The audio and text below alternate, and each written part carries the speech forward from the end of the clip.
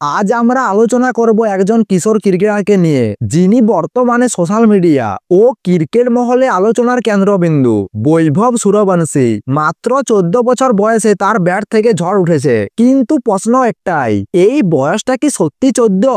বৈভব সূর্যবংশী এক নামে এখন ক্রিকেট মহলে সরগরম।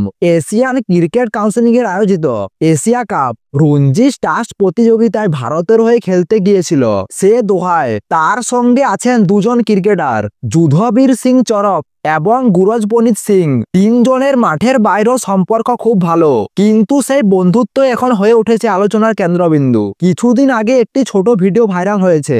ভিডিওতে দেখা যায় যুধির বৈভবকে মজার ছলে জিজ্ঞেস করছে, আমাদের মধ্যে দেখতে কে বড়? প্রশ্নটি শুনে প্রথমে বৈভব একটু থমকে যায়, বুঝতে পারে তাকে র্যাগিং করা হচ্ছে।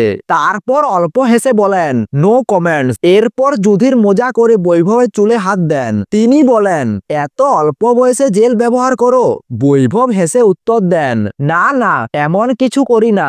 কিন্তু এখানেই শেষ নয়। ভিডিওটি ছড়িয়ে যাওয়ার পর মাথাচাড়া দিয়ে উঠেছে বিতর্ক।